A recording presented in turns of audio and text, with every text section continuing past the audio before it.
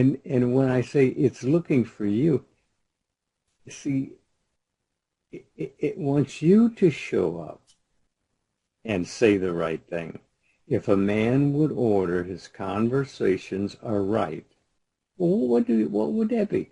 That would be spelling out your future plans for a better life. Very simple. What do I want? If you get what you want, you're usually satisfied. But if you're getting what you want and you're still not satisfied, that means you're just not recognizing it when it's right in front of you. I mean, that's the embarrassment of this.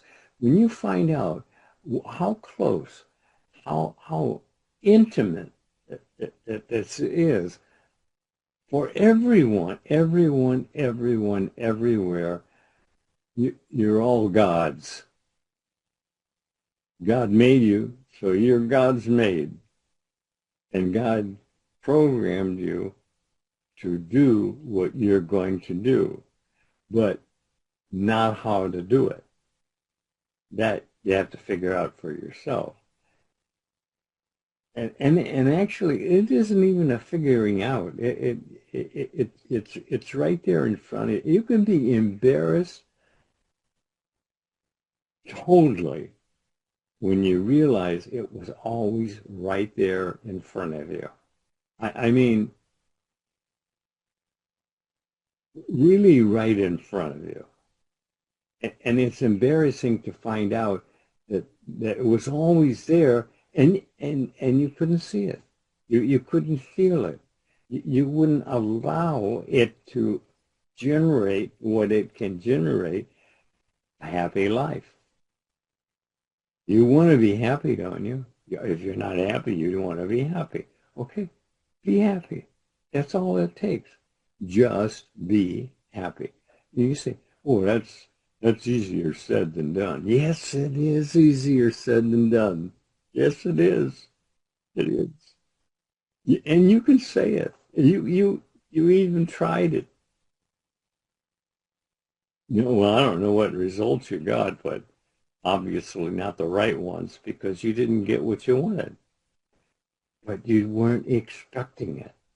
You see, you have to expect what you're going to get because that's how it works. And it's right where you are. All the help you need is right where you are.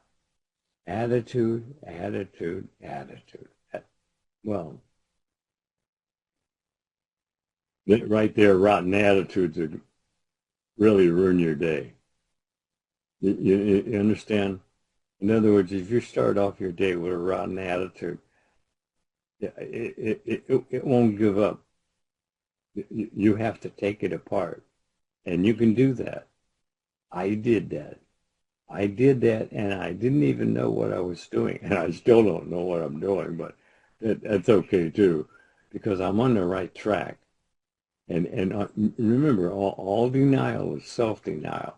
So you're not being denied by God anything. So don't go there. Because that's what people do. People do that. They go there. They go there. Why this negative attitude? I don't know. Why this negative attitude? What do you want? You have to recognize what's happening in your mind when you're thinking on a negative attitude. It's drawing all the negative attitudes around you, to you, to support you. But it will do the same if it's a lovely attitude. It'll draw other attitudes to support that attitude. Okay, so we're talking about the attitude.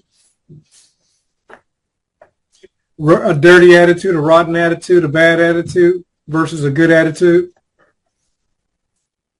Well, it's 3-1.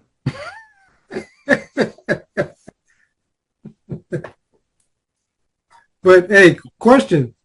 It only takes one, though, huh? Good attitude. That's all it takes. That's all it takes. Just a positive looking attitude. Because you see, if you catch yourself setting yourself up and you found the answer to your problems, does that sound right? Thinking how powerful that was in the simplicity. You said if you catch yourself setting yourself up. There was a book years ago, and it was called The 1 Minute Manager. And the whole point of the 1 Minute Manager was the manager would go out and try to catch his employees doing something right.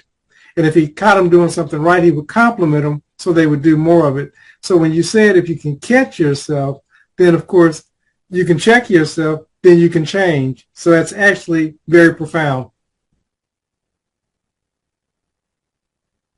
You just have to pay attention because what has your attention has your life.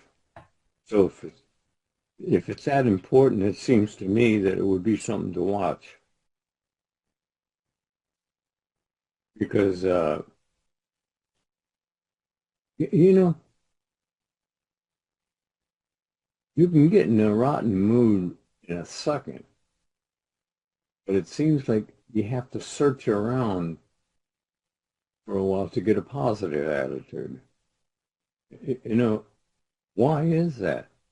I mean, why isn't it just natural to have a positive attitude? But it's not, every idea that comes to your mind goes through negative first. You're always negative in your response to the next idea. Why? Why is that?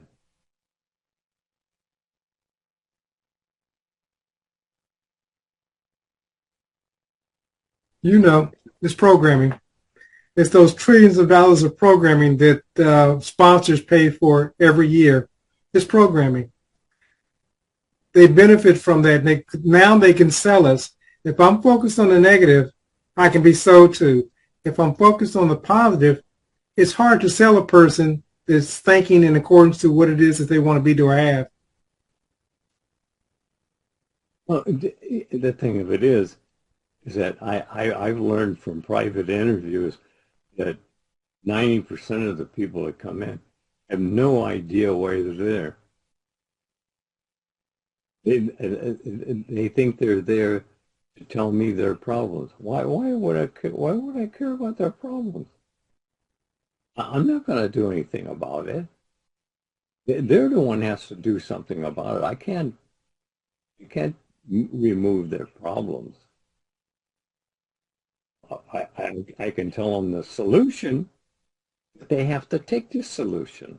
You have to use the solution.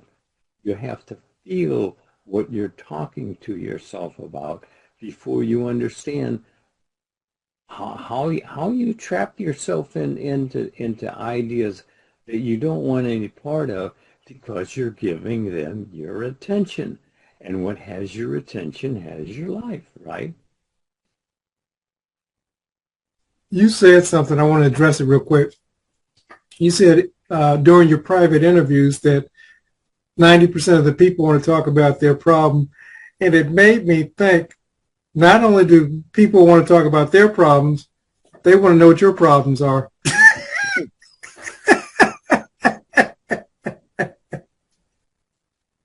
Well, I'll tell you this. I gave up worrying seriously a long time ago because what you worry about, you bring about. And, and you don't have to take my word for that. Just look back at your thinking ahead of your evidence. What is your evidence? What result are you getting from the evidence of your thinking? Is it lovely and a good report, or is it just more dribble? And in my case, it was just a little more dribble. But you have to recognize that It's you who is the cause of all your problems.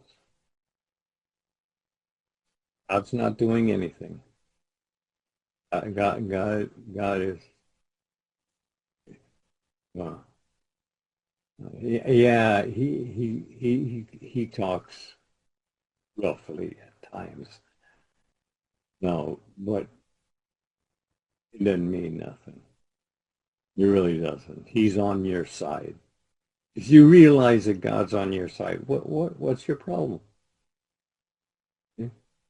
God is on your side. He said he said he was on your side.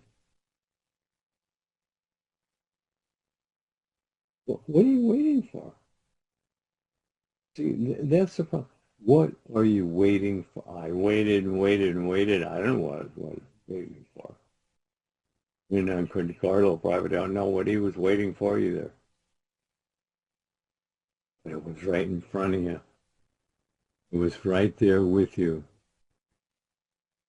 Always. That was the word. I'm always with you. God is telling you, I'm with you always. You're that man. Who's that man? Jesus. Who's that? That's you.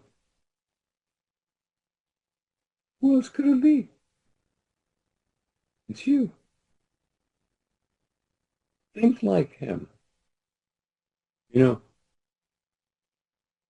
If you had a vision of you being happy, why? Why not always? Why not? You get all tangled up with things that are none of your business, really. I mean, that was number one with me. I was like, somebody else's business. And it never worked out. It always backfired. So I began thinking a little different and a little different, and things started changing. When you change your mind, change your world. Do you realize that when you're told that change your mind, you can change your world? Do you understand what's being said? If you change your mind to see things a little differently, the whole world changes. You have to recognize the changes. They're there. They're right there with you. No doubt. You change your mind a dozen times a day. But are you directing? See, that's what you're put here to be, a director of your own inner conversations. Because if you're not the director of your conversations, then you're not in control of your world. Your environment is controlling your world.